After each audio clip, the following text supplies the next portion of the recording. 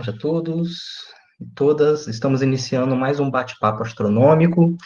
O bate-papo astronômico é uma atividade organizada pelo Observatório Astronômico da UFSCar, em conjunto com o Grupo de Astronomia da UFSCar.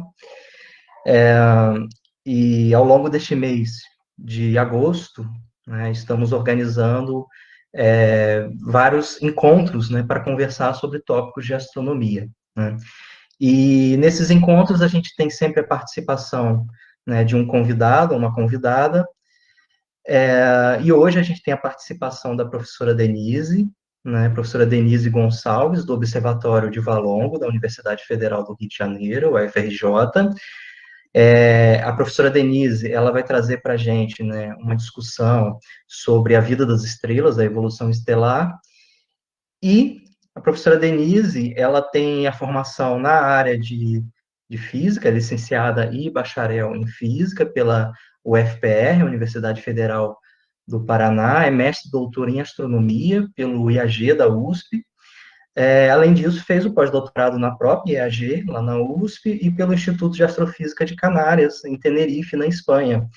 E também sabáticos na University College London, no Reino Unido, e no Grupo ALMA do Observatório Astronômico Nacional do Japão, né? E a professora, ela atua, tem como campos de interesse e atuação o estudo das fases finais da evolução estelar, incluindo as nebulosas planetárias. Bom, então, eu já agradeço a professora Denise por ter aceito o convite nosso de participar, né? E já vou emendar uma pergunta, né? E já vou passar a fala para a professora Denise, que vai fazer uma apresentação inicial, né, sobre a temática. Então, já faço a pergunta e passo a fala. A pergunta, professora, é sobre como que começou esse seu contato com a área de astronomia, né, de forma geral, e a área específica de evolução estelar. Então, já passo a palavra. É verdade, coisa básica. Eu tirei antes para não te atrapalhar e acabei esquecendo. Então, obrigada a ambos, a Marlon e Rafael, pelo convite para participar da atividade. E, tentando, então, responder a sua pergunta, o contato foi... Bom, as coisas são, às vezes, um pouco indiretas, né? Eu vi tanta gente que foi fazer astronomia porque a vida inteira olhava para o céu e tinha uma luneta e achava bonito, morava no campo, admirava o céu, essas coisas. Eu tenho um pouquinho dessa história, mas só um pouquinho, porque eu morava em Curitiba e... Então, cidade grande, o céu não é exatamente uma coisa presente na vida da gente, né? A gente vê lá de vez em quando uma outra estrela, então não dá para ficar assim muito impressionado com o céu. Mas eu, quando fiz graduação de física, eu tive a possibilidade de fazer iniciação científica e começou, por alguma razão, não sei, professor que agradou naquele momento, era um professor que trabalhava em física espacial e astrofísica de plasmas, e eu comecei a fazer iniciação científica com ele. E aí ele nos levou, no final, era um professor desse, assim, muito empenhado no futuro dos seus estudantes, dos seus pupilos, principalmente o pessoal que está na iniciação científica, e então ele nos levou para visitar o INPE, no último ano, toda a turma, para visitar o INPE, e conhecer um pouco das possibilidades de ciências espaciais lá, né, in situ. E eu fui, gostei, e pensava que podia continuar na área de plasmas astrofísicos, então, que tinha bastante no INPE, conheci vários projetos, visitamos o lugar, que é maravilhoso e tal. E, então, postulei para fazer mestrado nessa área de física espacial, física plasmas astrofísicas, eu fiz, tentei mestrado na USP, porque eu também conhecia pesquisadores, por causa de encontros e literatura, né, que eram de área de física de plasmas na Universidade de São Paulo, né, no Instituto de Astrofísica, Instituto de Astronomia e Geofísica da USP. E aí, errado da vida do Brasil, que foi em 1990, e o que aconteceu é que as pessoas eram aprovadas com bolsa, então ele teve um número de bolsas. E o INPE tinha menos bolsas. Então, no INPE não estava garantido bolsa. No IAG da USP estava garantido bolsa. Isso foi quando a gente foi aprovado, sei lá, final do ano, início do ano. Quando a gente foi para começar a fazer o mestrado, entrou o governo Collor e cortou na metade as bolsas. Então, assim, em outras palavras, não se assustem os jovens aqui presentes essa coisa de tentar destruir a educação e a pesquisa no Brasil. Não é a primeira vez que acontece, né? Isso está acontecendo agora, mas já aconteceu outras vezes na história. E então aí fiquei sem bolsa. Então aí ficou claro que a opção era o IAG USP. Por quê? Porque no IAG USP, apesar de ter ficado sem bolsa, lá tinha moradia, tinha restaurante, tinha uma série de ajudas. Então eu saía de Curitiba, eu ia morar na capital, eu ia morar na capital do estado de São Paulo, né, no Rio de Janeiro, mas tinha uma infraestrutura toda que alguém que vinha de fora podia usar. Se eu estivesse em São José dos Campos, não tinha toda essa infraestrutura. Então foi assim, essa decisão que aí eu fui direto para plasmas astrofísicos e não fiquei em ciências espaciais. E dentro disso, eu fiz um trabalho muito mais teórico, na verdade, tanto mestrado quanto doutorado. Eu trabalhei com processos em plasmas astrofísicos e sempre de um lado analítico, e no final já começou a ser uma coisa mais de simulação hidrodinâmica. Mas foi isso, mestrado e doutorado, que eu fiz na USP dessa forma, e que foi muito bom, assim, abriu muitos horizontes na minha vida, todo esse tempo de USP, mestrado e doutorado, e que fiz um curso pós-doc lá também, antes de sair para a Espanha. Então, quando eu terminei o doutorado, então eu fazia as áreas que eu atuei aí, tinha também algo de estelar, mas era mais extragaláctica, formação de jatos extragalácticos, uso de processos de plasma, que eram ondas Alfvén, para aceleração de partículas. E tudo isso aplicado em objetos astrofísicos, né? E quando eu terminei e fui tentar pós-docs, eu tentei pós-docs em todos os lugares que eu tentei foram fora do Brasil. E eu já tinha uma necessidade de tentar comparar tudo que eu fazia com o lado observacional, que eu não tinha feito no Brasil uma parte, nada observacional, tudo que eu fiz foi teórico, né? Então, nos lugares que eu fiquei em shortlist para vaga, um era em Oxford, e era completamente teórico, e o outro era nas Ilhas Canárias, em Tenerife, que era praticamente, o grupo todo era observacional, mas eles estavam procurando gente que fizesse análises teóricas para o tipo de estruturas que eles estavam estudando. Então, eu acabei indo para as Canárias, e aí lá eu entrei, e esse grupo trabalhava justamente com nebulosas planetárias, nebulosas bipolares, e a formação das estruturas não esfericamente simétricas.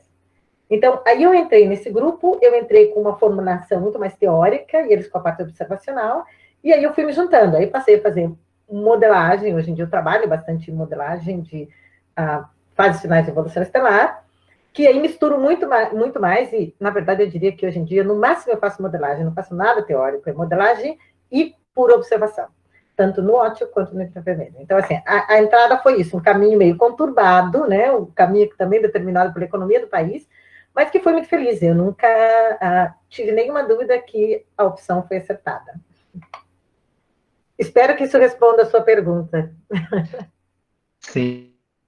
Então, eu E vou... é sempre bom, né, conhecer um pouco esse itinerário, né, dos pesquisadores, né, para mostrar, né, que tem os obstáculos, tem as superações, né, tem tudo isso que vai acontecendo, e este momento que a gente está passando não é o primeiro, né, então de certa forma, para perceber que tem horizontes à frente, né.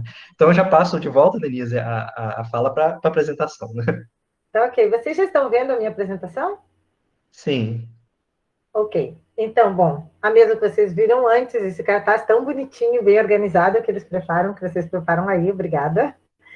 E aí eu queria falar, já fazendo uma ponte com o que eu respondi, né, que trabalho hoje em dia, bom, como foi falado antes, com fases finais de evolução estelar, e dessas fases finais tem vários objetos que são característicos dessa fase.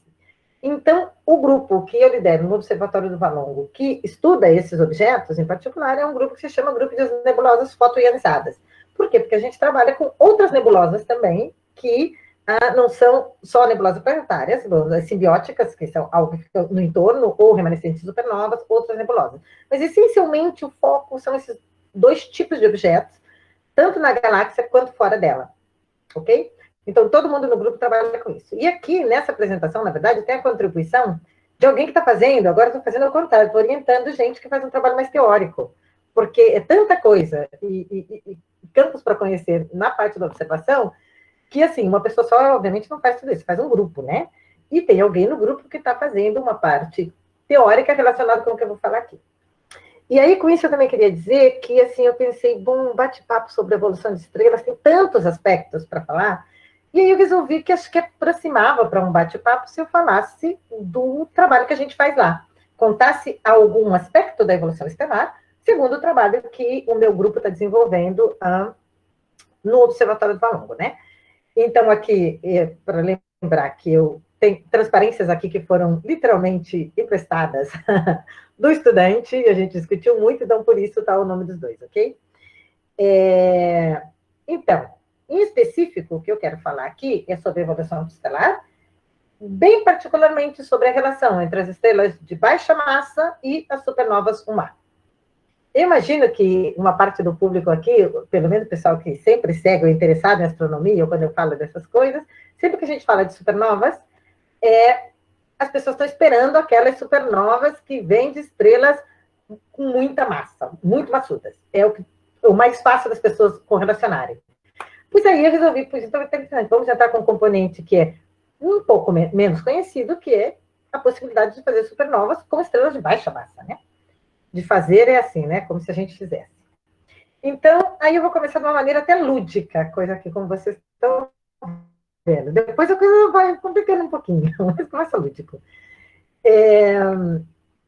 Então, a primeira coisa que eu acho que é um conceito importante, que se vocês vêm acompanhando as apresentações aqui nesse grupo e em outros de astronomia, já sabem disso. Mas, em astronomia, o primeiro conceito muito importante é que o tempo dos objetos, o tempo de vida dos objetos, então se a gente vai falar de evolução dos objetos desde que eles nascem até que eles morrem, a gente fala em tempos muito longos, né?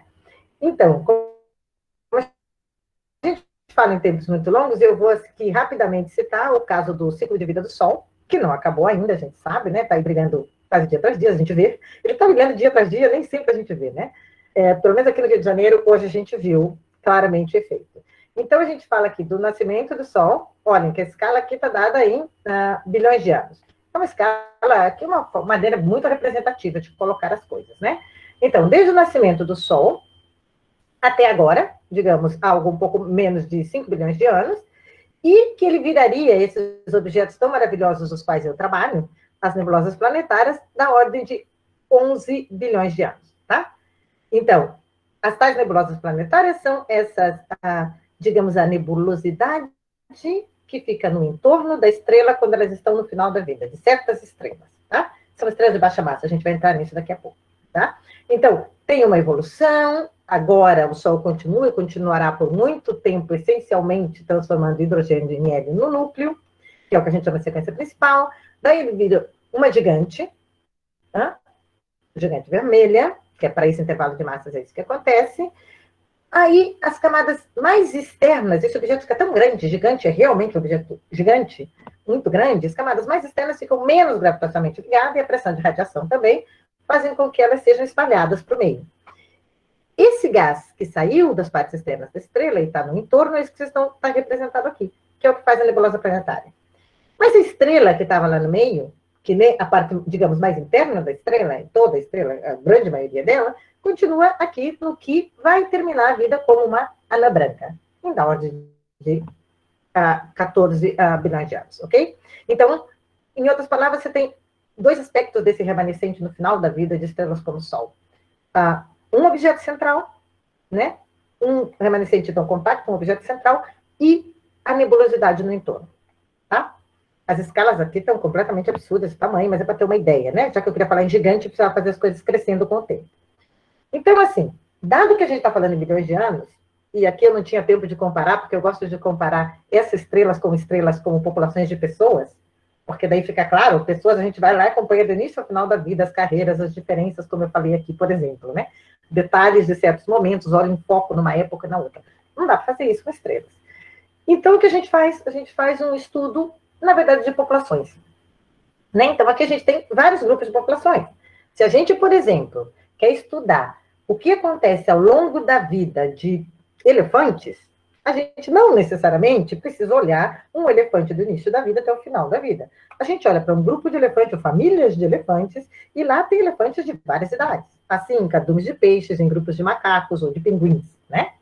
Nas árvores a gente também faz isso, na verdade, não só com seres vivos, esse tipo de seres vivos, né? Esses aqui, os animais, mas também os vegetais. A gente vai para um lugar, encontra uma floresta que tem um certo tipo de árvores, ou muitos tipos de árvores e de vegetação em geral, e tem uma distribuição de tamanhos, de idades, de composições, detalhes, ou aquelas que estão mais expostas ao sol, menos expostas ao sol, ao vento, e todas as características. Então, a gente estuda todos os detalhes das características das populações, olhando para os diferentes indivíduos dentro de um grupo grande, né? Então, a gente pode acompanhar a evolução olhando para um grupo, num dado lugar. E aí entra uma outra coisa. Então, além de se preocupar com a idade dos diferentes indivíduos nesse grupo, né? Seja ele de vegetal, animal, estrelas, a gente também precisa saber que tem um entorno, tem um background, tem um fundo cultural que depende de onde esses indivíduos nasceram, em que condições, na cidade, no campo, nas Américas, na África, na Europa, em lugares frios, em lugares quentes. Isso determina uma série de coisas.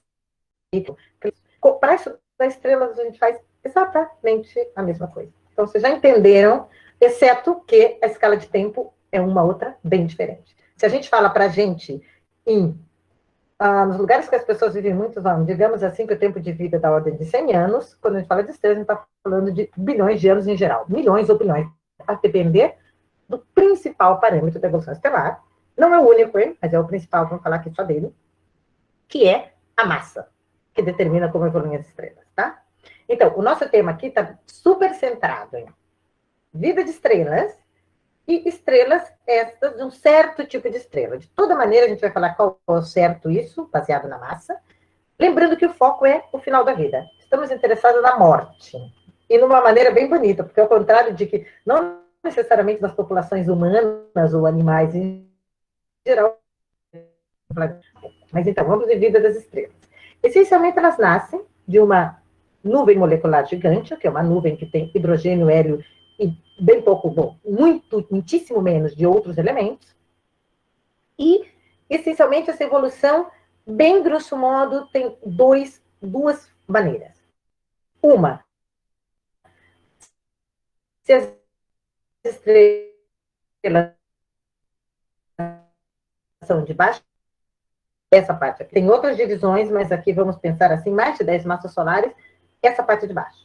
Comparando o que acontece ao longo da vida, a primeira outra coisa que acontece em função da massa é que este grupo aqui superior, que são estrelas que nascem com mais baixa massa, elas vivem muito mais. Elas demoram muito mais para chegar ao fim das suas vidas, ok? Então, aqui a gente sempre fala em bilhões de anos. Quando a gente vai para as estrelas de mais alta massa, né, mais alta do que 10 pelo menos, muda significativamente o tempo de vida dessas estrelas até o final. Porque a gente fala tipicamente em milhões de anos na evolução, ok? Então, isso é muito importante. A massa determina coisas tão fortes quanto se a gente está falando de milhões ou bilhões de anos. E, bem rapidamente, depois a gente vai entrar aqui de novo, mas a estrela passa, e aqui está uma escala de tamanho, e depois a gente vai entrar em coisas mais interessantes do que isso, mas aquela evolução, o Sol está aqui nesse grupo, né? Quando a gente fala massas solares, ou seja, o nosso referencial é a massa do Sol, o Sol está aqui nesse grupo. Então, aquele negócio de pequena, vida gigante vermelha, nebulosa planetária, termina com uma anã branca, como a gente viu no gráfico anterior. Por outro lado, se a gente vai para essas que nasceram com maior massa...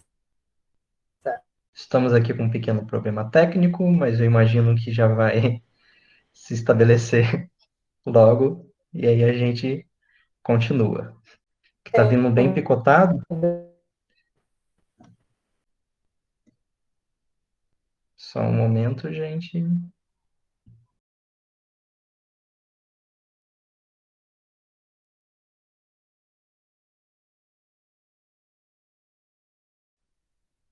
Massas solares, né? E um pequeno número, muito menor, ou seja, o restante da ordem de 5% de alta massa. Então, por que a gente conhece, então, muito mais supernova que vem de alta massa do que de baixa massa? Rápida, e é um espetáculo, realmente, não é que a gente veja, mas são maravilhosas de baixa massa. Bom, a evolução é muito mais rápida e é um espetáculo, realmente, não é que a gente veja, mas são maravilhosas as imagens que a gente viu por aí, a gente conhece bem esse processo, ok? Mas, na verdade, dos dois tipos ocorrem. Principalmente porque, olha, com essa relação aqui, mesmo que essas demorem muito mais para chegar na fase que poderiam virar, né? Aqui está uma nebulosa planetária, mas uma supernova, são muitas, muito mais estrelas que chegariam nisso. Então, opa, desculpem, eu tenho que baixar isso aqui. Vamos complicar um pouquinho mais esse esquema, mas só um pouquinho, é também bem palatável, não se preocupem. Continuamos com a mesma coisa. A evolução das estrelas modifica com a massa. Agora eu estava querendo falar que eu estou interessada em estrelas de baixa massa que fazem supernovas. Então, olha aqui, ó, isso que eu estou mostrando aqui nesse branco aqui, chamando a atenção, é esse tipo, supernova que vem de estrela de baixa massa. Agora, desculpem, mas como a gente pega esqueminhas já prontos, está exatamente o contrário. As de alta massa estão na parte de cima do gráfico e as de baixa massa na parte de baixo do gráfico. Desculpem a falta de coerência, mas é isso. Como vocês fazem para lembrar? Olha, isso aqui é uma supernova do tipo 2 que veio de alta massa, está lá em cima. Aqui é uma nebulosa planetária que a gente já sabe que é decorrente de baixa massa. Muito bem. Baixas massas e altas massas. Então, aqui a gente pode falar um pouquinho mais lentamente dessa questão da evolução. O nascimento, que é isso que eu falei antes, vem todos os tipos de estrelas, vem disso, de uma nuvem molecular, que está essencialmente feita de hidrogênio e hélio, pouco dos outros elementos, que contrai gravitacionalmente, depois se subdivide até chegar em tamanhos típicos, fragmenta, típicos de estrelas. Isso depende bastante do segundo parâmetro que define a vida das estrelas, que é abundância de elementos, mas isso a gente não vai tratar hoje. Tem uma fragmentação, faz coisas muito menores, o tamanho de estrelas, passa uma massa, que é o mínimo massa, para continuar a contração e fazer um objeto só, em princípio. Então, isso aqui é nascimento das estrelas. Todas elas estão aqui nesse grupo. Inclusive, aquelas que nem chegam de verdade a virar estrela, ou seja, nunca chegam de verdade a queimar hidrogênio, a ter fusão de hidrogênio no núcleo, que são as anãs marrons, por exemplo. Tá? Aí, aqui nesse grupo, vamos lá. No caso, o que a gente chama de sequência principal aqui, que é essa parte, vamos pensar aqui só centrando nas nossas estrelas de baixa massa. O que acontece aqui é que aqui justamente vão para as anãs marrons, aquelas que nunca vão chegar a queimar hidrogênio no núcleo. Esse pedacinho aqui, ó. Né? Muito baixa massa, 0,08 massas solares. Acima disso, e elas seriam capazes, até 8 massas solares está escrito aqui, poderia ser até 10, que foi aquela divisão que eu fiz antes, isso depende um pouquinho de quem faz os modelos. Aqui, essas estrelas aqui queimam hidrogênio no núcleo até acabar o hidrogênio no núcleo. É exatamente o que o Sol está fazendo hoje em dia. Enquanto tiver hidrogênio no núcleo para ser queimado, que é o que eu quero dizer, fusionado em hélio, transformado em hélio no núcleo, o Sol fica nessa fase. E vai ficar aí por 11 bilhões de anos. Está na metade do tempo, digamos. Uma vez que o hidrogênio acabe no centro, então acaba isso que a gente chama de sequência principal, que é onde qualquer tipo de estrela passa a maior parte da sua vida, o Sol vai evoluir para isso que a gente chama de uma gigante, de uma estrela gigante. A gigante vermelha aqui, tá ok? E aí aqui começa a nossa relação com a questão das binárias. Até aqui, se a estrela em questão, de baixa massa, nasceu num sistema isolado, ela vai continuar para cá, depois nebulosa planetária, anã branca, que depois a anã branca vai ficar muito tempo esfriando para até virar uma coisa que se chama anã negra, ok? Esse é o canal para estrelas isoladas. Se, por outro lado, essa estrela aqui, essa gigante vermelha, ela tiver uma companheira, e essa companheira, outra estrela do sistema binário, for uma anã branca, então a gente está falando de um sistema simbiótico em específico aqui, que é o que eu estou interessado em chegar. Então, se houver transcendência de massa dessa estrela, a gigante vermelha, para a anã branca, pode-se chegar ao que a gente chama da explosão supernova, tá? Então, é esse o outro caminho. Então, além daquele caminho que a gente conhece um pouco melhor, que é das estrelas de mais alta massa, e segundo o intervalo de massa, né, se elas terminam com estrela de neutro pulsar no meio, ou buraco negro e, que binárias, enfim, emissão de raio-x, né? Sempre com uma explosão supernova, isso tudo são para de alta massa. Aqui, para de baixa massa, a divisão está no sistema isolado, está no sistema binário. Então, aqui, quando vira gigante vermelha, a gente já está falando, digamos assim, terceira idade das estrelas, né? Passou. A vida, assim, o pico da vida da estrela ainda passa, digamos, faz tudo que tem que fazer, essencialmente, muito do que tem que fazer é a sequência principal. A velhice está aqui, continua tendo fusão de elementos no centro da estrela, e acontecem muitas coisas, muitos dos elementos que vão sendo produzidos nas estrelas, e tanto nas de baixa quanto de alta massa, eles vão sendo produzidos, mas no centro tem camadas que também podem estar fusionando um elemento no outro, e a estrela vai crescendo, ou seja, e por mecanismos de convecção, esse material que foi transformado de um elemento em outro no centro da estrela, ele vai para as zonas externas.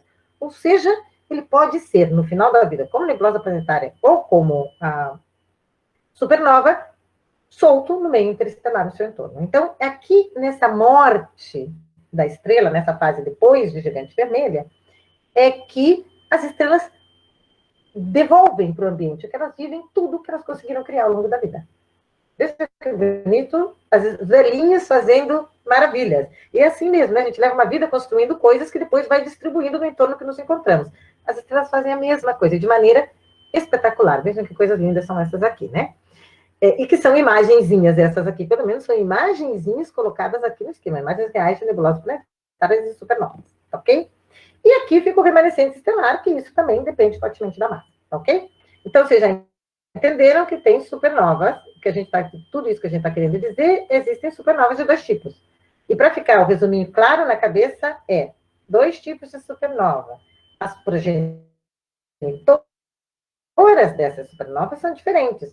As de baixa massa viram supernovas só se estiverem sistemas binários, e só se esse sistema binário tiver uma distribuição desse tipo, depois da sequência principal, ó. Anã branca, que estava dentro de uma nebulosa planetária, e aqui você tem uma outra estrela que tinha menos massa, portanto evoluiu mais devagar, nesse par binário. Essa estrela, quando vira gigante, eu já falei, a gigante tem facilidade de soltar as suas massas para o entorno, né? Ela pode acontecer a transferência de massa para outra, que era a anã branca. E a anã branca é uma estrela caracterizada, por uma equação de estado, pensemos assim, que ao receber massa, a partir de um certo limite, ela terá uma explosão. É o que a gente está vendo aqui, tá? Esse é o campo binário para a formação de supernovas. O que não é das estrelas de baixa massa, que são isoladas, aqui o que acontece é um colapso do core mesmo, porque foi transformando elementos por fusão no centro da estrela, de hidrogênio a hélio, de hélio a carbono, nitrogênio a oxigênio, e assim vai, até ferro. Quando chega no ferro, aí a gente tem um problema. O núcleo de ferro, você já não consegue, depois do ferro, continuar essa fusão.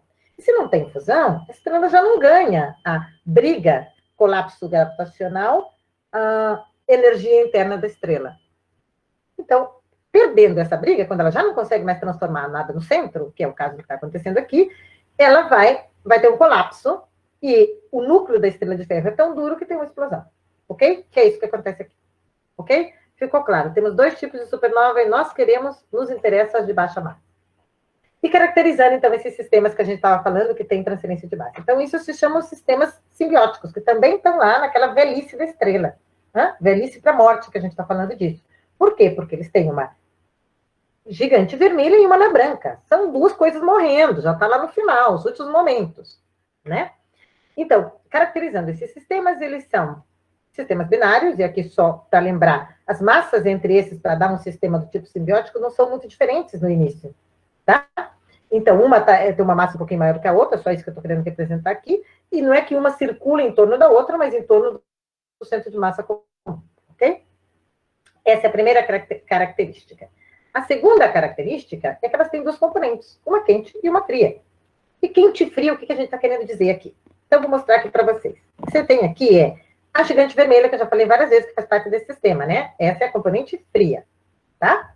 E a gigante vermelha é uma estrela que tem lá. Então, ela já passou, a gente já sabe que ela é velhinha. Então, ela está depois de transformar hidrogênio em hélio no centro, né? Ela já está com um centro que está, essencialmente, ela tem uma camada que está fusionando hidrogênio em hélio em carbono e oxigênio. Então, você tem um núcleo de carbono e oxigênio, tem fusão de hélio numa camada, depois hélio que não tem fusão nenhuma, depois uma camada de fusão de hidrogênio em hélio, e uma camada radiativa, tá? Com um envelope convectivo, que é o que permite essas coisas, todas que são feitas aqui, feitas, ou produzidas, ou transformadas no interior e para o lado externo. Então, isso aqui é o esquema de uma gigante vermelha. Aqui é uma imagem de uma gigante vermelha, ou o entorno de uma gigante vermelha, aqui está a gigante vermelha, feita em gás molecular, tá? Com alma. Aqui também tem óptico e não sei exatamente qual é a emissão, mas tem óptico também, tá bom? Então, para ter uma ideia, isso aqui é uma gigante vermelha. A outra estrela, ó, a estrela quente desse parzinho da simbiótica, é essa aqui, que não é essa aqui coisa nenhuma, essa é uma das estrelas de Sírius, mas não é a anã que a gente está interessado, está falando anã branca, não é essa aqui, ó, olha pequenininha. Essa aqui é a anã que a gente está interessado. Então, essa seria a que estaria com um par para virar um sistema simbiótico, junto com uma gigante vermelha, que é a que eu mostrei antes. Então, aqui é uma imagem, e aqui o que a gente tem são diferentes tipos de anã branca. Essencialmente, eu já falei para vocês que o núcleo lá terá carbono e oxigênio, isso que está aqui em azul, tá bom? Agora, os diferentes tipos, e aqui é de modelos teóricos, os diferentes tipos aqui têm a ver com como são as camadas externas, se elas têm hidrogênio ou hélio, quiescente ou não, tá bom? Então, olha aqui, você vê uma que você tem puro hidrogênio e uma camadinha de hélio mais para dentro, esse tipo. Aí outro tipo que é hidrogênio neutro, hélio neutro na superfície. Outro que tem hélio já ionizado. E uma que tem o caroço exposto, tá? Não precisamos entrar nisso, mas é para ter uma ideia do que está na composição interna da estrela quente, que é a anã branca, a mais evoluída das duas. Outra característica importante desse sistema é que tem troca de massa entre eles. Sem isso, não tem como chegar à supernova, né? A gente já viu isso. Como isso acontece? Tem aqui no entorno da anã branca, se forma um disco de acreção, é da matéria que preencheu isso que a gente chama de lóbulo de Roche, que é a gigante, a gente já falou que ela vai crescendo, crescendo, crescendo, aquelas camadas internas ficando menos ligadas, são empurradas por pressão de radiação. Se ela preenche esse lóbulo, e que isso tem a ver com o sistema, com a interação entre as estrelas, então se ela preenche completamente isso, a massa passa a ser transferida para outra estrela, para a anã branca. E faz isso a partir de um disco de acreção, ok? Isso aqui é que é o sistema que está lá pertinho do nosso final super maravilhoso, que seria uma explosão sobre supernova 1A. Se essa estrela aqui passar de um certo limite de massa, que é o limite de Chandrasekhar, vai explodir, e é isso que está mostrando essa figura aqui. Vai explodir como supernova 1A, tá bom? Então, agora que vocês sabem tudo das estrelas que levam a supernova 1A, vou mostrar uns exemplos. Aqui, olha como ela... desculpe, só queria chamar a atenção para uma coisa. Eu falei aqui que elas têm... Não, tem troca de massa. Opa, tá aqui. E aí elas apresentam características morfológicas e espectrais particulares. As morfológicas eu vou mostrar agora, espectrais é só lá no final do meu projeto. Então, olha aqui. Está aqui alguns exemplos espetaculares. Essa aqui é Oracari, e foi a primeira simbiótica que eu trabalhei na vida, eu gosto muito dela, e agora tem imagens muito maravilhosas. Quando eu trabalhei, não eram tão lindas assim. Então, e aqui é a parte central, onde a gente vê que se colima a matéria bastante. Então, você tem várias estruturas colimadas. Estou vendo que aqui nada tem... Outro exemplo é CH Cygni, e aí você a matéria que está saindo do sistema. E outro exemplo também, que bom, não falta beleza a esse exemplo para mostrar. Discos de acreção fazem coisas extremamente não esféricas, simétricas. Então, aqui você tem hourglass, uma estrutura do tipo, sei lá, de relógio, né? Relógio de areia, relógio de água. Olha aqui, isso aqui é uma galáxia, e você está vendo um objeto muito brilhante, né? Pareceria tão brilhante quanto o resto, mas veja que isso aqui é um objeto. É o resultado de uma estrela. Então, muito brilhante. A próxima coisa, a curva de luz dessas supernovas é especial. Olha aí. A curva de luz, ou seja, ela brilha um montão, chega com uma coisa muito brilhante. E rapidamente vai caindo esse brilho.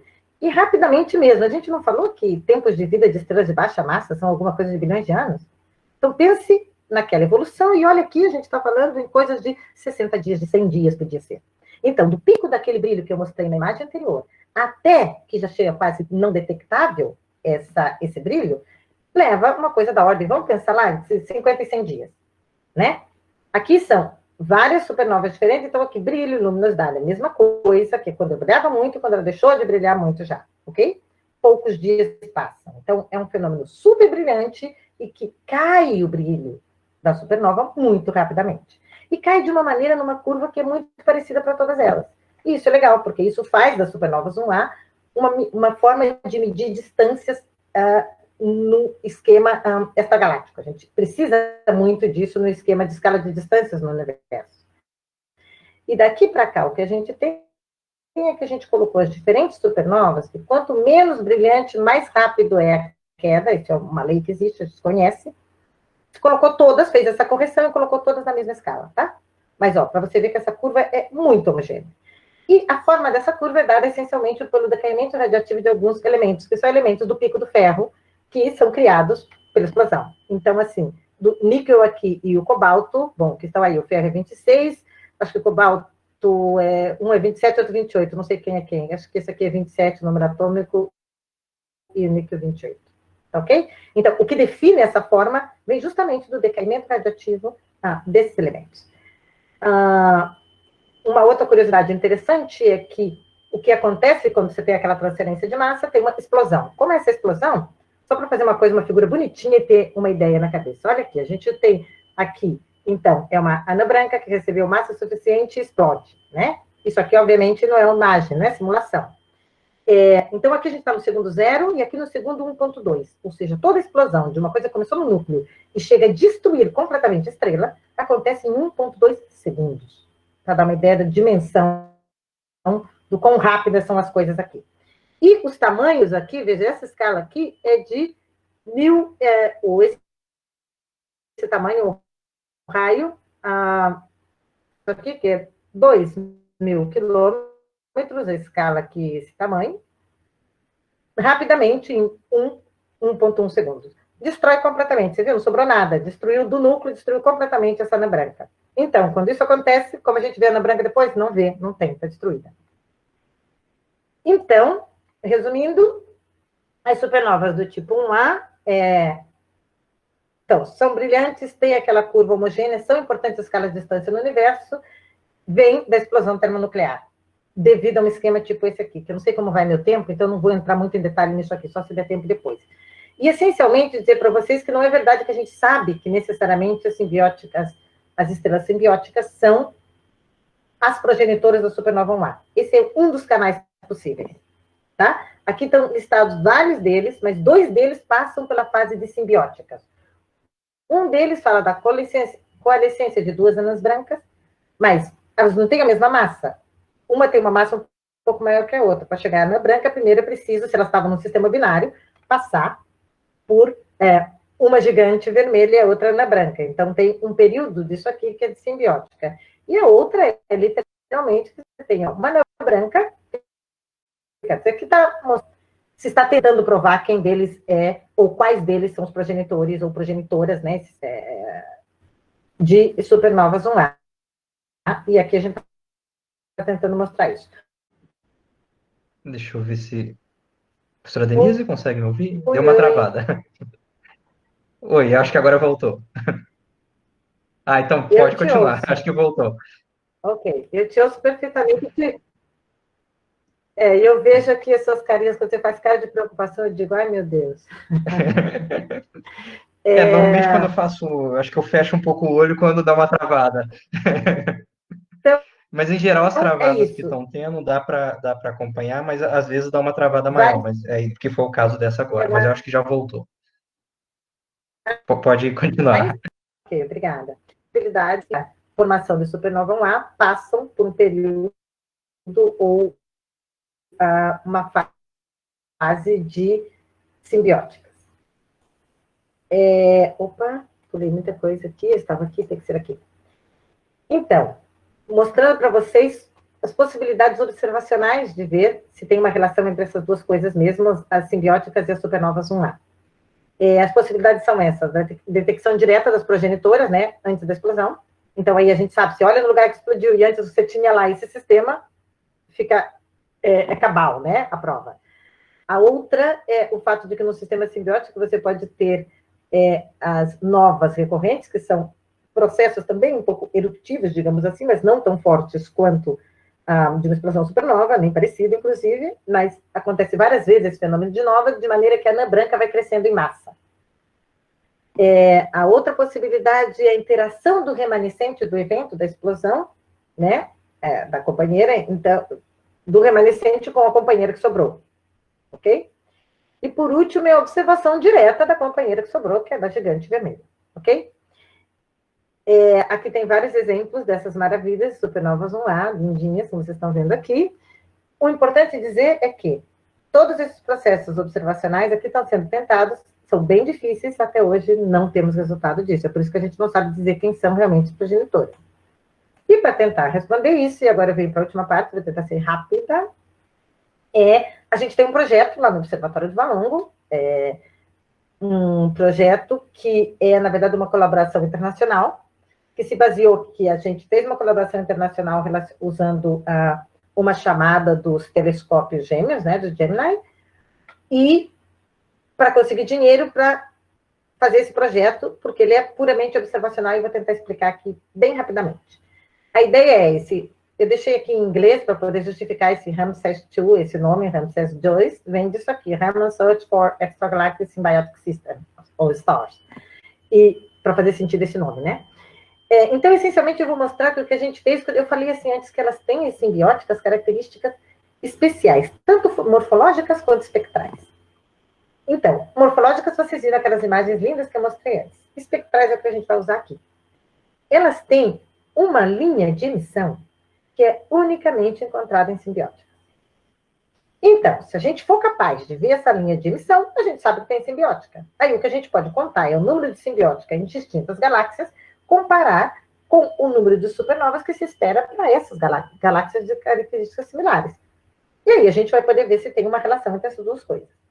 E em galáxia alguma no universo se conhece o número de simbióticas. Portanto, tem que fazer esse trabalho. Na nossa galáxia é o mais difícil, então a gente está fazendo isso fora da nossa galáxia, em galáxias vizinhas, ok?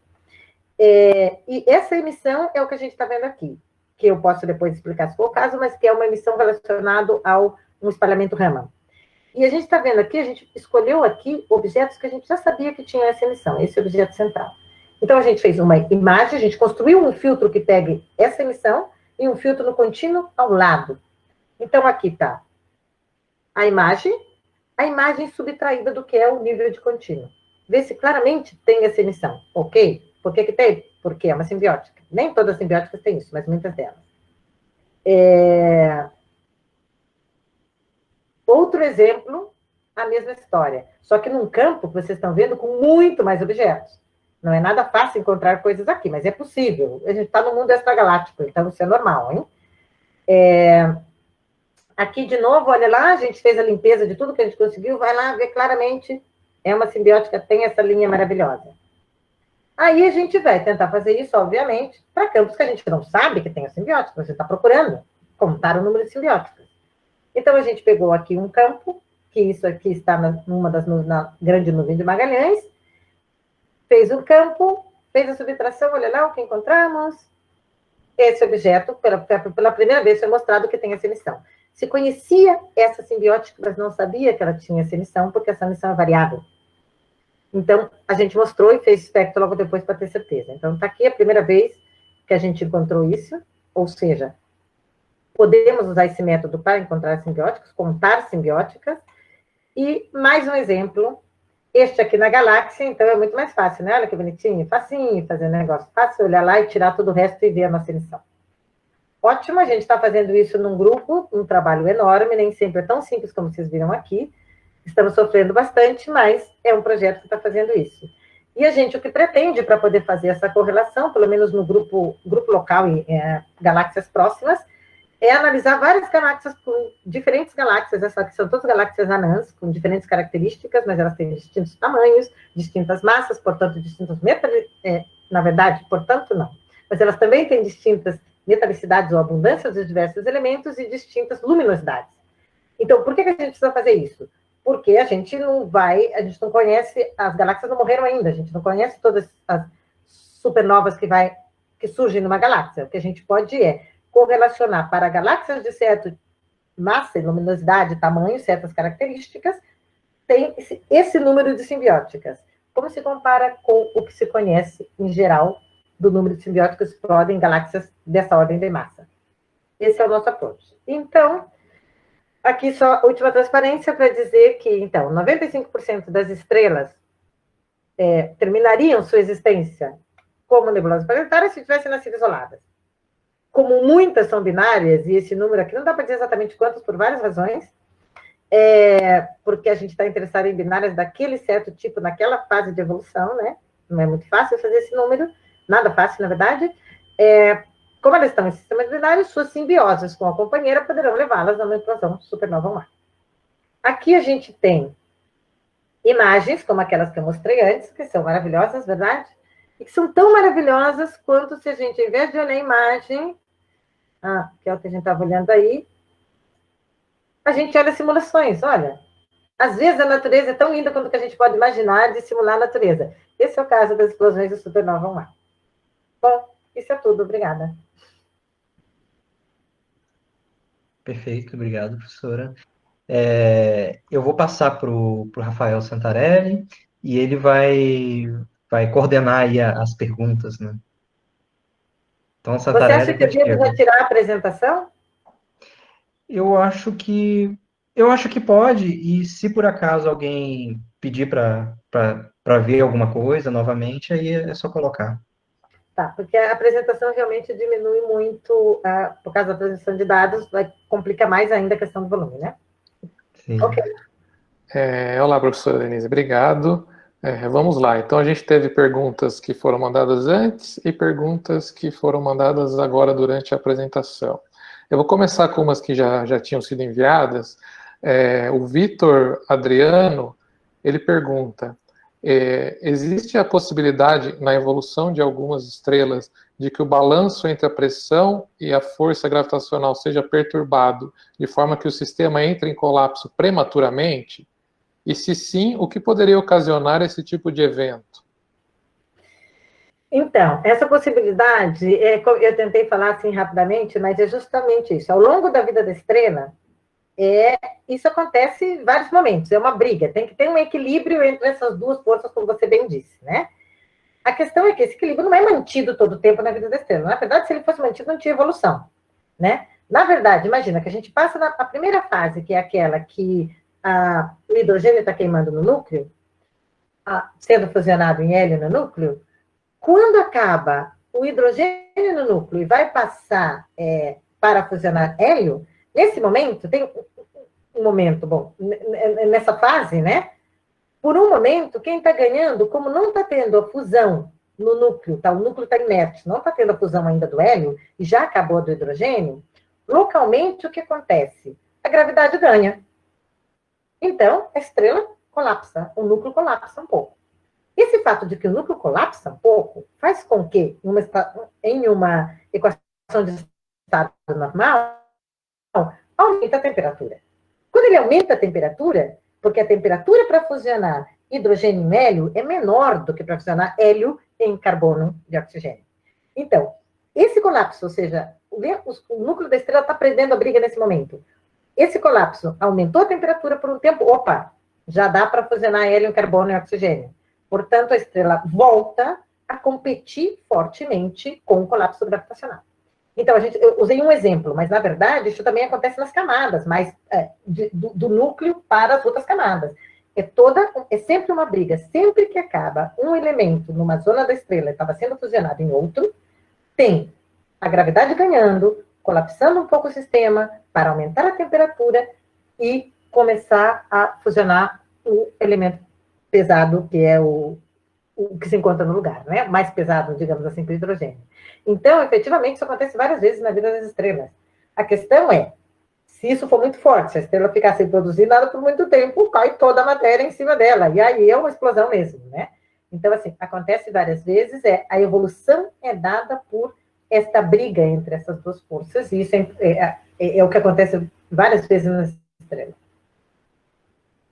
Espero que isso tenha respondido a sua pergunta. Muito bem. Ele também pergunta, o mesmo Vitor Adriano, quais as características atualmente conhecidas da estrela que deu origem ao nosso sistema solar e quais as evidências dão suporte às afirmações sobre tais características? Então, eu falei assim, lá no início, né, comecei falava das populações, tinha lá o ciclo de vida do Sol. Então, o Sol, efetivamente, vamos até começar pelo final, com as evidências. O Sol é, de longe, a estrela que a gente mais conhece. Então, assim, a gente tem observações do Sol, até demais, digamos assim, demais no sentido de que tem aquela frase, né, que de perto ninguém é normal. O Sol tem esse negócio. Como ele está muito perto e a gente vê com todos os detalhes, não é que a gente entende tudo e está tudo bem explicado, mas, em linhas gerais, ele é o nosso padrão para todo o estudo de todas as demais estrelas. Então, por exemplo, a gente conhece bem o Sol, né, que deu origem, então, o que está ao lado do nosso sistema planetário. A gente conhece bem o tanto que ele vive, a gente sabe que ele está agora transformando hidrogênio em hélio, a gente sabe até qual é para outras estrelas também, mas para o Sol foi aí que a gente aprendeu, né? A gente sabe até qual é exatamente a equação de fusão pela qual ele está passando, porque ele começa por uma, muda para outra, muda para outra. Por quê? Porque a gente sabe quanto de energia é produzido, né, com a luminosidade que é produzida pelo Sol todo o tempo. Então, assim, do Sol, a gente conhece muito. Inclusive, a gente conhece até... Bom, a gente olha daqui, vê as manchas solares, a gente conhece os flares, as explosões, a gente vê a influência do Sol, inclusive na Terra, né? A gente vê as auroras, por exemplo, que está relacionada a isso de novo. A gente conhece muito bem qual é a perda de massa do Sol. O Sol não é uma gigante, não está lá perdendo, né? Não é uma gigante vermelha, nada disso. Falta aí metade da vida dele lá, continuando nessa fase de transformar hidrogênio na sequência principal, mas ele também tem uma perda de massa que é muito baixinha, não é nem parecido ao que vai acontecer quando ele virar uma gigante vermelha. Mas a gente conhece tudo isso, né? Então, assim, evidências observacionais, bom, você precisa não de como a gente, seminário para falar disso, mas você precisa de uma série. Você pode pedir para o pessoal do bate-papo fazer uma série sobre observações no Sol, se você quiser saber isso. Porque é onde a gente mais tem. Mas uma coisa é real. A gente conhece mais da evolução do Sol e dos sistemas como acontecem, também no interior, ainda que, obviamente, a gente não tem uma sonda que vai no interior do Sol, mas o que a gente tem são as equações, a gente vê o que sai de fora, isso para todas as estrelas.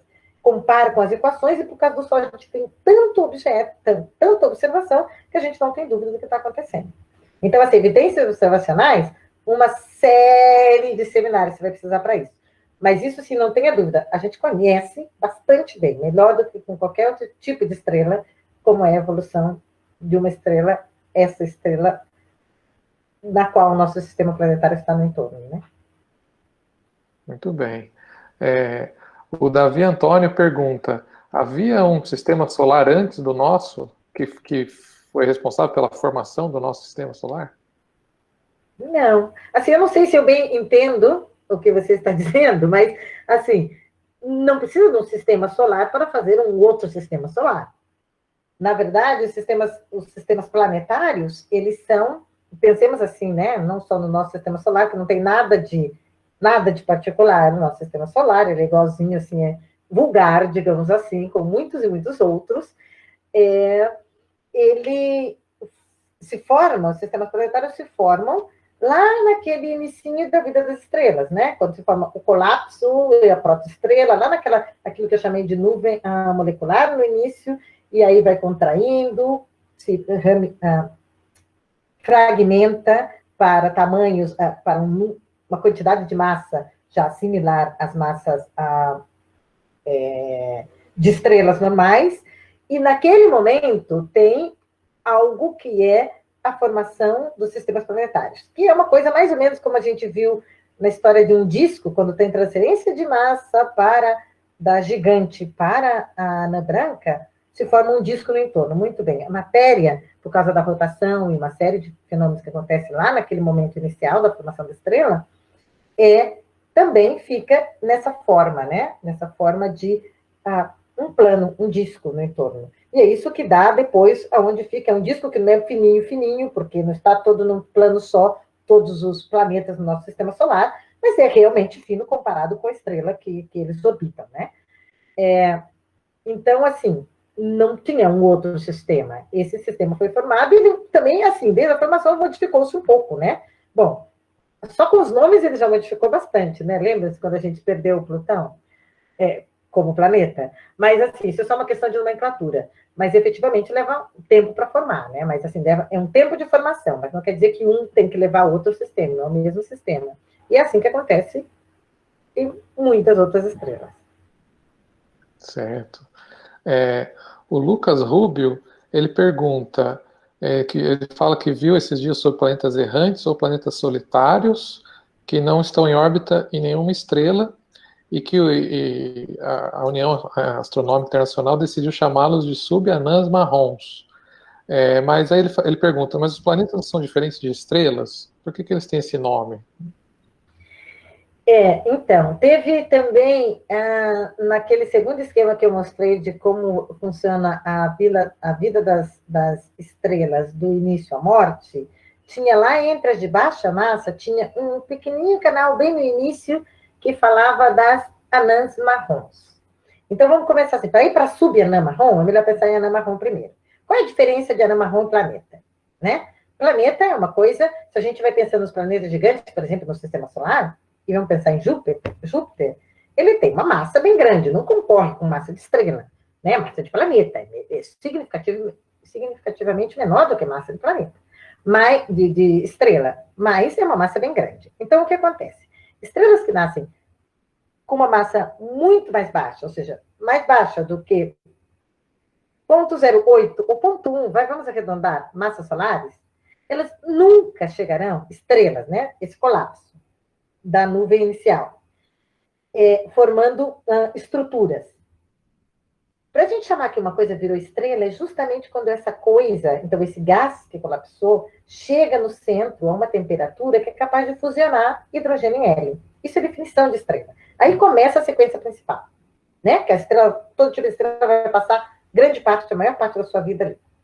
A questão é, se a massa for menor do que, digamos assim, arredondando, 0,1 massa do Sol, não tem jeito de nunca a temperatura no centro chegar a ser tão alta, e a gente está falando de número exato é alguma coisa assim, 10 a 6 Kelvin, por aí, uma coisa por volta, pode ser 2 e pouco, não sei, que é o mínimo para chegar à fusão do hidrogênio e hélio. Se a massa é menor do que isso, nunca vai chegar a essa temperatura. Então, aí vira aquelas que são anãs marrons.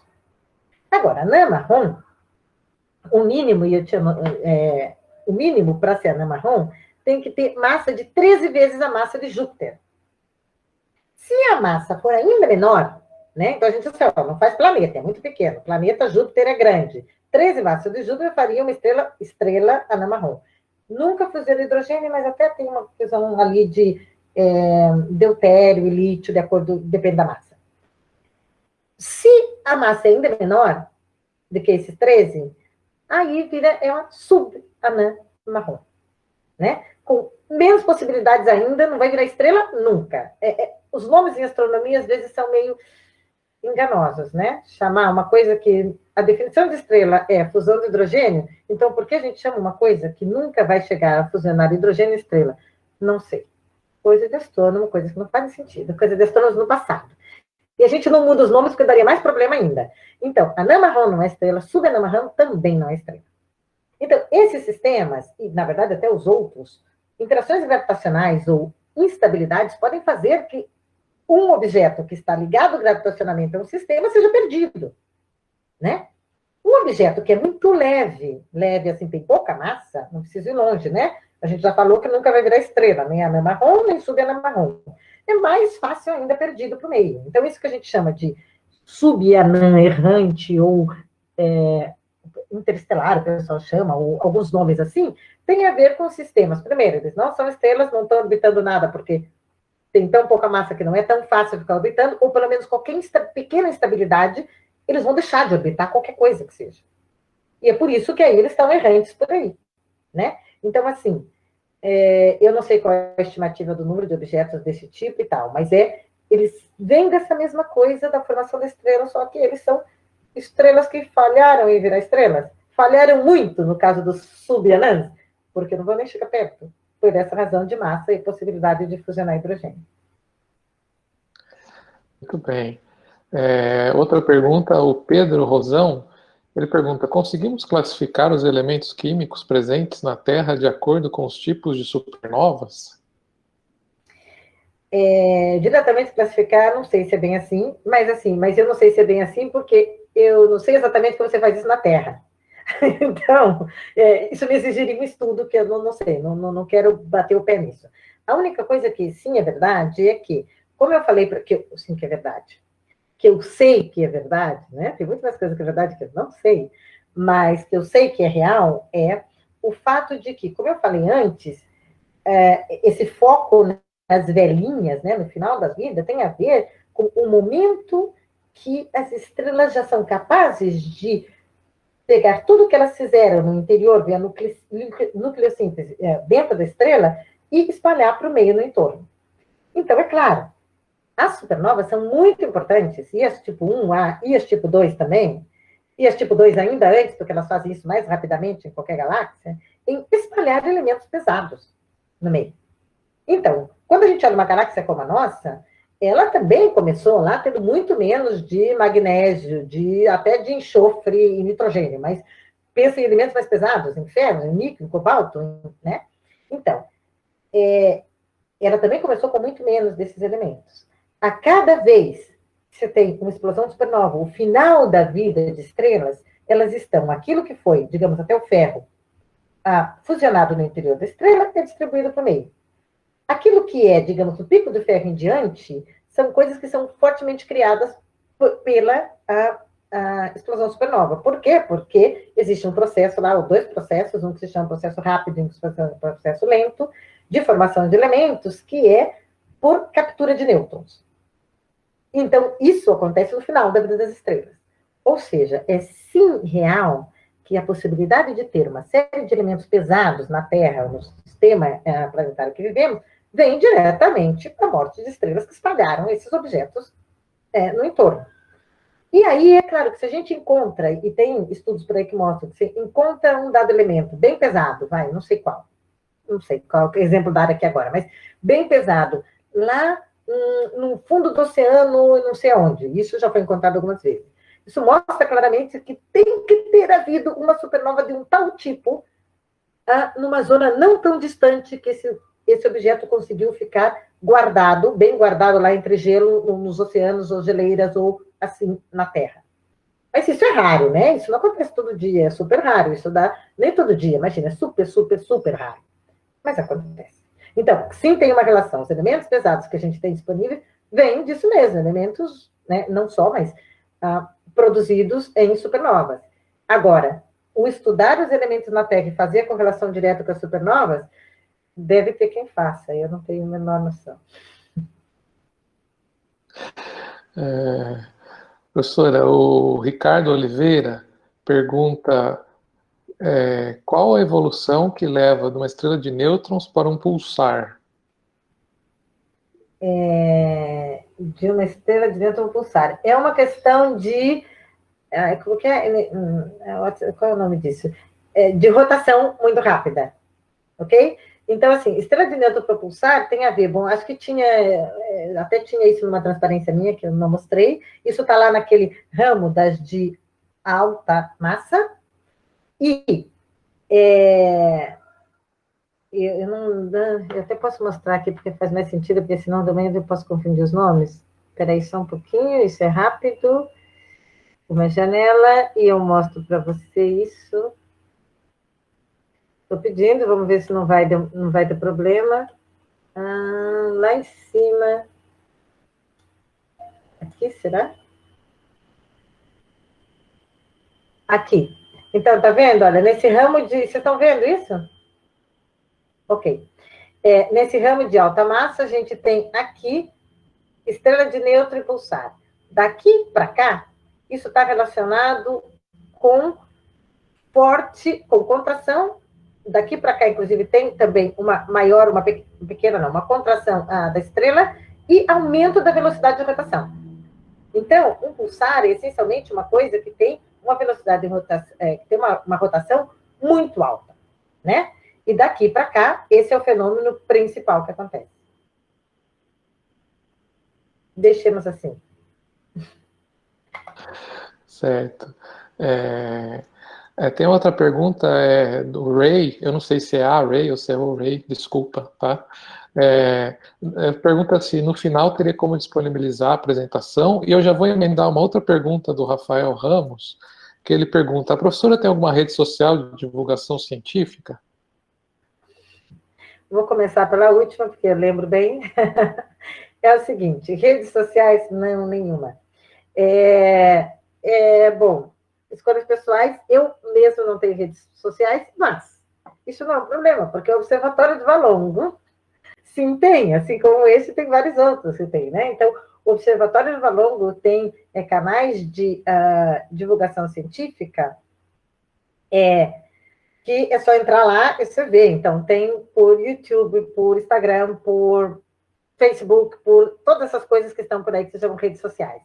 E as coisas, as atividades que a gente faz, por exemplo, essa atividade que eu estou fazendo, não no Observatório do Valongo, mas no Observatório da Universidade Federal de Santa Catarina, né? Ainda assim, lá tinha um link, esse cartazinho que tinha aqui, que conta que isso estava acontecendo em outro lugar. Então, se você for para a página, e aí eu sempre penso em página, porque como eu não estou em redes sociais, eu olho a página web mesmo, lá estão listadas as coisas e vários canais. Então, a gente tem, por exemplo, uma coisa que se chama, um ciclo de palestra que se chama Astronomia para Poetas. E que eu falei nesse Astronomia para Poetas, uma coisa muito similar com o que eu estou mostrando aqui agora, falei na Astronomia para Poetas na quarta-feira da semana passada. Então, tem vários canais, eu e muitas outras pessoas, né, fazemos divulgação lá e em outros lugares, e se você olhar na página do Observatório do Valongo, você fica sabendo o que eu faço em termos de divulgação e o que todos os demais lá fazem em termos de divulgação todo o tempo. Agora, eu diretamente não tenho nenhuma rede social, é demais para administrar. E a outra pergunta que estava junto era? Era se a apresentação, essas fotos estão disponíveis em algum lugar. Exatamente. Olha, de novo, estou aqui como se eu estivesse sendo paga para fazer a propaganda da universidade que eu trabalho. Olha só, não é o caso. Não para fazer a propaganda. Mas a questão o ciclo Astronomia para Poetas está disponibilizando, a partir de, na verdade, há 2 semanas atrás, disponibiliza as apresentações via YouTube. E eu falei quarta-feira passada lá. Se você clica lá, você tem uma apresentação muito similar a essa, só que tem um pouquinho mais de poesia, porque era um ciclo de poesia para Astronomia para Poetas, e aí eu faço a comparação com as pessoas. Só. O resto é praticamente a mesma coisa. Tá ótimo. Só para completeza aqui, o Marlon e a Camila colocaram links aqui no chat para quem estiver interessado ali. E uma outra pergunta, agora eu descobri, tá? O Ray é Rayana, certo? Ela perguntou, no grupo da professora, teria alguma linha de pesquisa com químicos em espectroscopia estelar? Sim, isso é curioso, porque, na verdade, apesar do que eu mostrei aqui foi tudo baseado em imagens, é simplesmente porque em seminários como esse, as imagens são mais bonitinhas do que explicar o espectro. É só por isso, porque, na verdade, toda a minha formação é baseada em espectroscopia, não em imageamento. O meu primeiro projeto, assim, pessoal mesmo, que eu fiz uma proposta e estou trabalhando diretamente com imagens, é esse que eu mostrei aqui, o Ramsar 2. Todo o resto no meu grupo, o que a gente trabalha é essencialmente espectroscopia no óptico. Aí a gente usa imagem no óptico no infravermelho, usa simulações 1D e 3D de nebulosas fotoionizadas, e isso é mais ou menos a história. Então, é assim,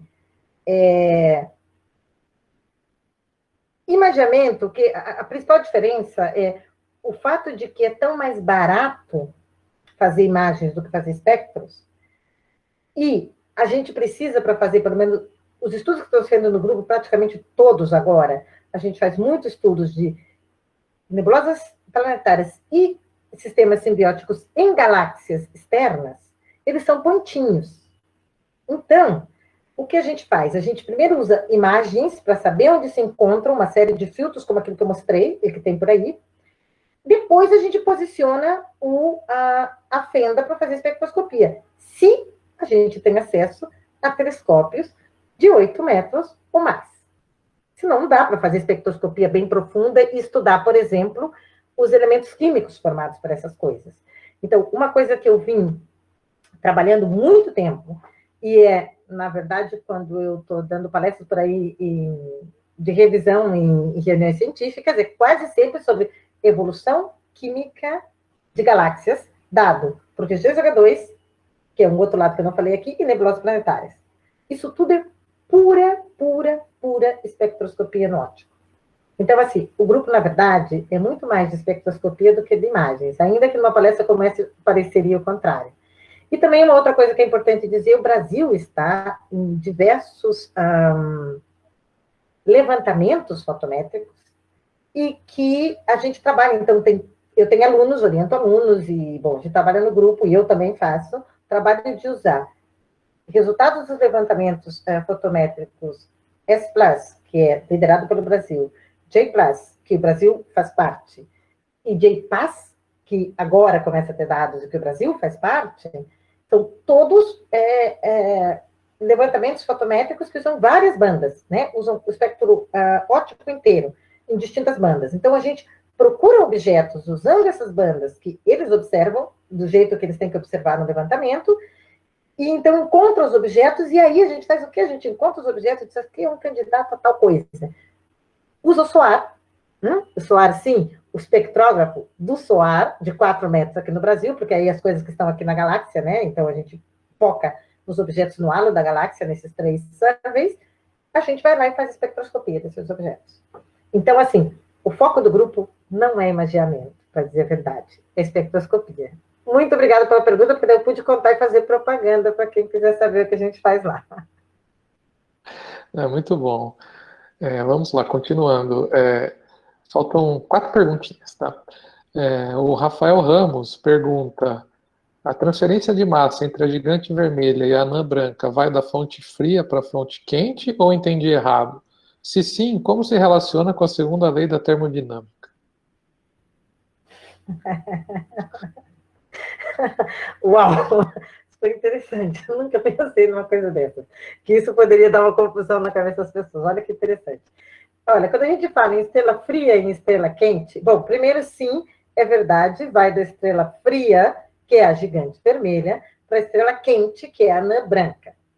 E aqui, frio e quente aqui, a gente poderia mudar e só dizer assim, da estrela muito grande para a estrela muito pequena, da estrela com menos massa, pelo menos no início da formação, a estrela com mais massa.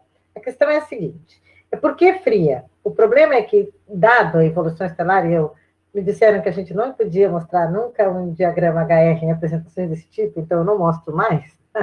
Mas eu gosto muito deles, e seria fácil explicar isso com o diagrama HR, tá vendo? Agora eu posso dizer que eu posso incluir o diagrama HR porque precisa. Bom, a questão é que uma estrela, quando ela é gigante, a temperatura superficial da estrela, que é aquilo que a gente mede do lado de fora, né? O resto é modelo, hein? Lá dentro da estrela não tem como entrar, né? O que a gente mede, a temperatura superficial da estrela, é muito mais baixa do que se a gente está falando daquelas estrelas pequenininhas, como a anã branca. Porque elas se encontram num diagrama que fala de luminosidade e temperatura superficial em zonas bem diferentes.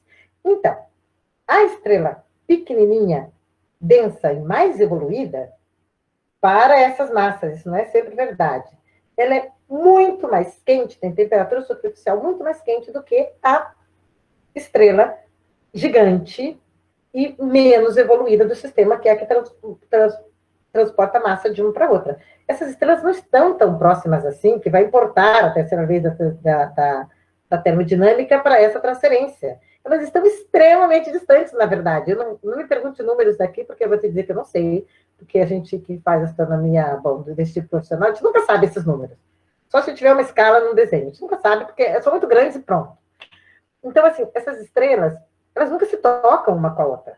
Né? Não tem essa coisa de a fria e a quente se tocam. Lembra um esqueminha que eu mostrei? Aparece que tem uma transferência de massa que vai por um disco de acreção que já é suficientemente grande, que está no entorno da pequena e que vem de uma coisa que é cavalarmente maior, que é encher o lóbulo de Roche da estrela gigante. Então, a lei da termodinâmica não tem nada a ver com isso, de verdade. O frio e quente tem a ver com o jargão da astronomia e com o fato de que, efetivamente, a temperatura superficial é diferente. É bom? Eu nunca pensei numa pergunta dessas. Adorei a pergunta. Realmente muito legal. Vou poder fazer piadinha com essa pergunta agora, né? Piadinha não no sentido de menosprezar o tirar-sarro, mas piadinha de pensar, gente, olha só, pareceria que isso viola a lei da termodinâmica, mas não, as distâncias, né? Nesse sentido. Muito bacana, muito bacana. Muito bom.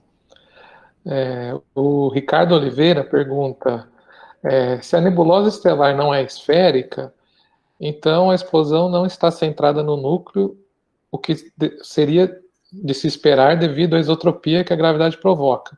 Assim, de onde vem essa anisotropia para formar diferentes formas para as nebulosas?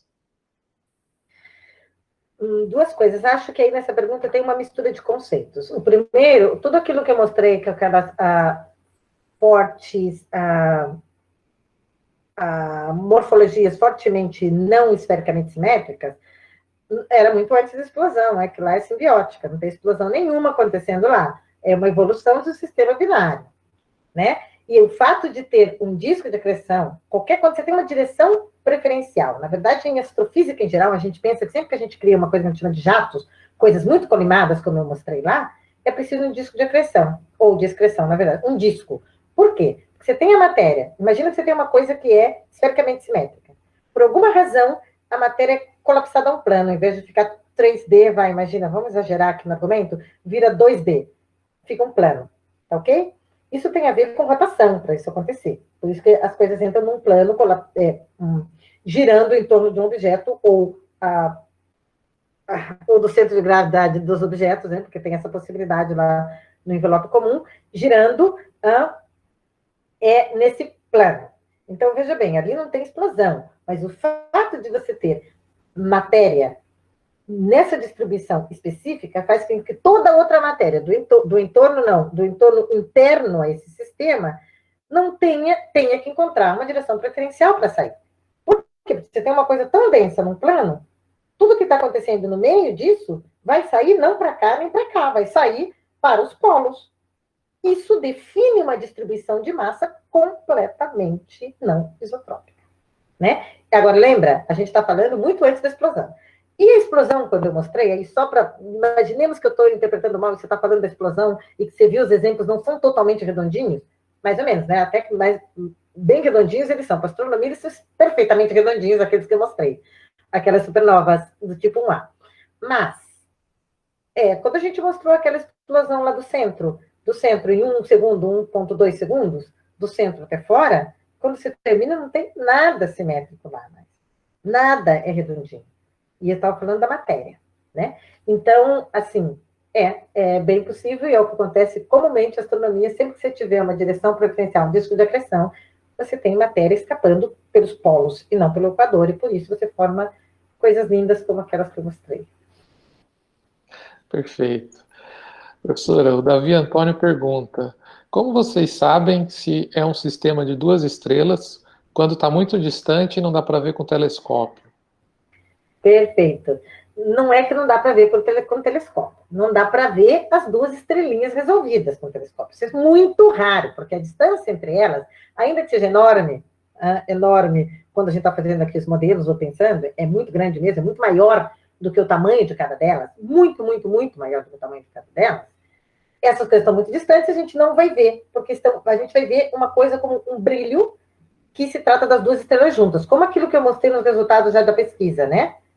No sistema simbiótico, a gente viu uma coisinha redondinha. Ali tem duas estrelas. Né? Para ser simbiótico, mostrar que tem duas estrelas. A questão é, como que a gente sabe que tem duas? A gente não usa só imagens, a gente usa espectroscopia também.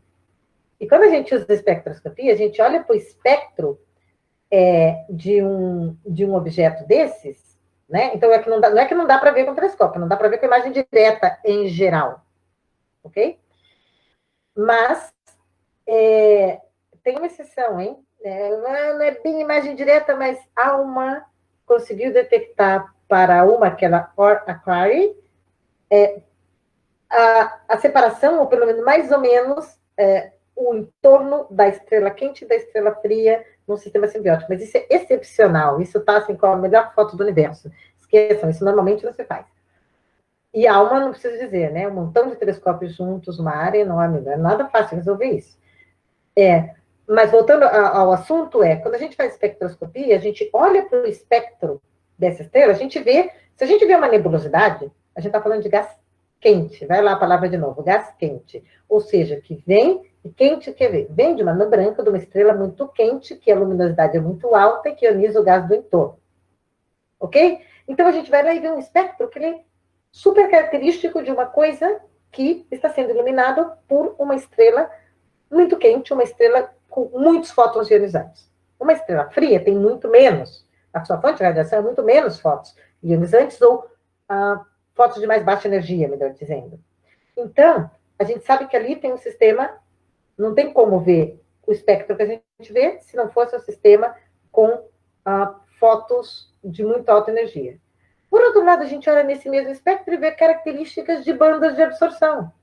Essas bandas falam que tem que ter um objeto frio, que é a estrela gigante, né, uma massa fria naquela zona. Não tem como fazer essas linhas sem ter um objeto frio. O objeto quente não faz isso.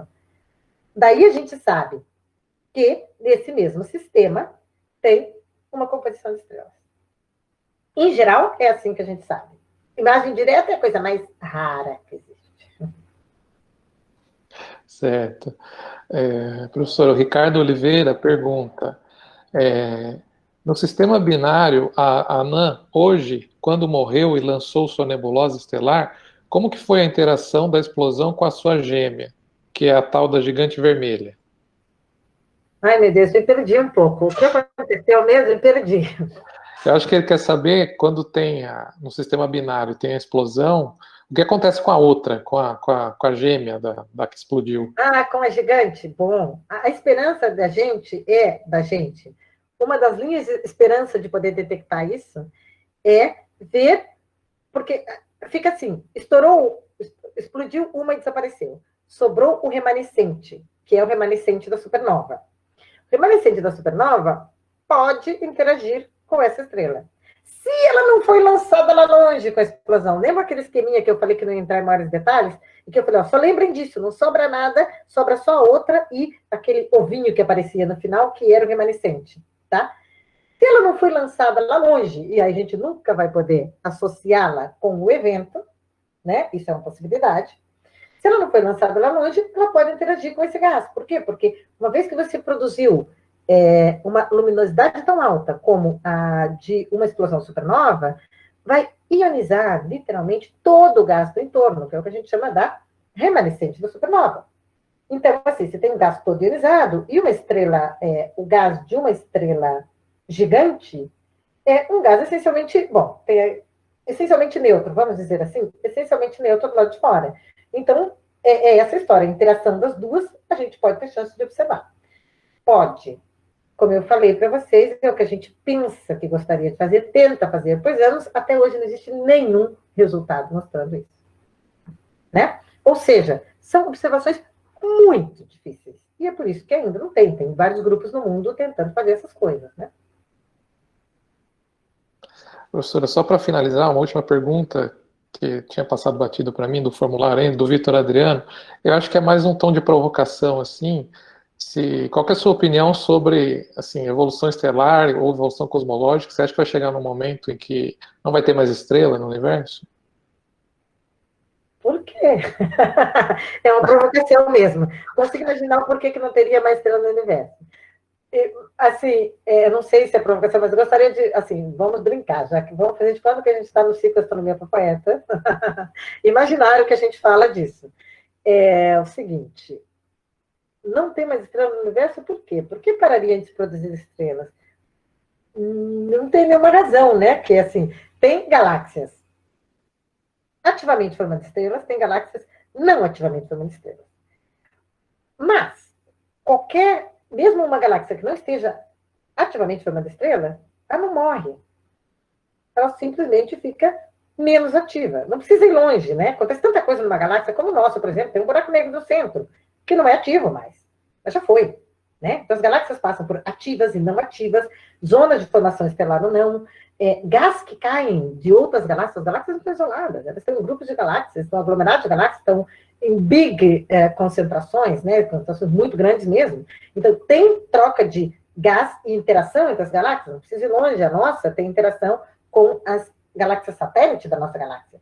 Cada vez que você dá uma volta dessas satélites passam por um ponto ou perto, e nas zonas externas em geral, mais normal, da nossa galáxia, se ativa a formação estelar lá também, né? Então, assim, não dá para pensar no universo, nas galáxias, que é onde eu penso, bom, que tem os berços estelares, isolados, né? Assim como nós e as populações de qualquer coisa estão correlacionados ou países vizinhos, cidades, bairros, cidades, países, assim, tem de massa, pressão de empurre, tudo isso ativa a formação estelar. Então, assim, não haver estrela é uma coisa assim, que eu não creio que passa pela cabeça da gente. Acho que passa ficção científica, talvez. Não, professora, muito bem. Gostaria de agradecer novamente e vou passar agora a palavra para o Marlon para os encerramentos. Aí. Obrigado. Perfeito. Tá, obrigada a você. Bom, então, reforço o agradecimento, né, do Rafael. Muito obrigado, professora Denise, né, por ter topado participar com a gente do bate-papo astronômico. Eu acho que foi bem interessante, pudemos aprender bastante, né, sobre essa temática que, pelo menos para mim, é super interessante, né, dentro da astronomia, para mim é a que mais me chama a atenção, né, revelei agora, né, depois de vários bate-papos, já revelei qual que é o que mais me chama a atenção. Bom, então eu pergunto, professora, se você quer fazer alguma fala, né, de fechamento, né, alguma mensagem aí para quem está acompanhando a gente tanto aqui no Google Meet como lá no Facebook, né? Passo aí a fala para você fazer um fechamento, se quiser. Tá bom. Na verdade, primeiro agradecer, acho que é uma oportunidade ótima, me desculpar pela culpa da NET, foi a NET que fez isso, porque supostamente é muito boa essa internet na casa, mas varia toda hora, então já viu, né? É o nível dos serviços. Mas, então, isso é para brigar com a NET, agradecer por vocês pela paciência e o tempo que a gente passou montando, que eu estou vendo aqui, e que para mim é um prazer estar aqui, e assim, eu acho que se tem alguma coisa para dizer para as pessoas, e que quando se trata, eu não sei muito bem qual é o público, mas pelo que eu entendi, a base do público é de gente que faz graduação em distintas áreas, né? Então, essencialmente, é como alguém aí nesse público fez alguma pergunta relacionada a possibilidades de pesquisa nos grupos e tal, então você faz uma graduação numa área que não é astronomia, deve estar pensando em mudar para astronomia. Em outras palavras, o que eu diria? A gente tenta nessas palestras, não só por isso, mas fazer bem palatável, interessante, ou deglutível mesmo, todos esses conhecimentos de astronomia, que dependem de trabalho de muita gente, de pesquisa de muita gente no mundo, e ao longo de muito tempo, justamente para mostrar que, se você tem algum interesse nessas áreas, não tem nenhuma razão por que ficar de fora. É ciência exata, é aquilo que o povo chama por aí de ciências duras, né? De ciências essencialmente masculinas, de ciência... Tudo blá, blá, blá.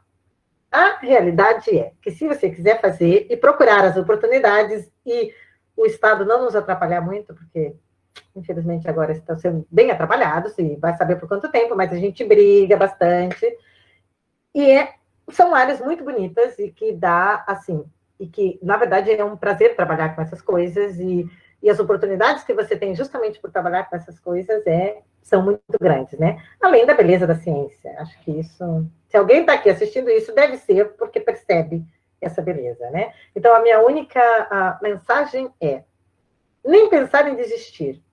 Em frente, que super vale a pena. E obrigada de novo. Perfeito. Então, mais uma vez, obrigado, né? E então eu vou encerrando o bate-papo astronômico, aproveito para já na verdade, fazer um comunicado que o grupo de astronomia da UFSCar e o Observatório Astronômico, a gente está tentando aí explorar novas formas de fazer divulgação científica, principalmente nesse período de pandemia em que a gente vê parte das nossas ações limitadas, né, as ações presenciais. E uma dessas iniciativas, além dos bate-papos astronômicos, é um canal no YouTube que a gente está começando, né?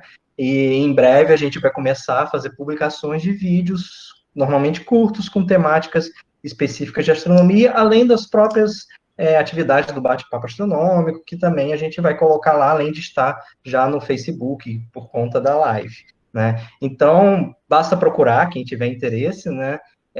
Lá no YouTube, a gente já tem a página lá, né? E aos poucos a gente vai publicando algumas coisas. Agradeço a participação de todos, né? Tanto aqui no Google Meet, como lá no Facebook, né? E é isso, gente. Até uma próxima. Tchau, pessoal. Tchau, tchau, tchau, tchau. Obrigada.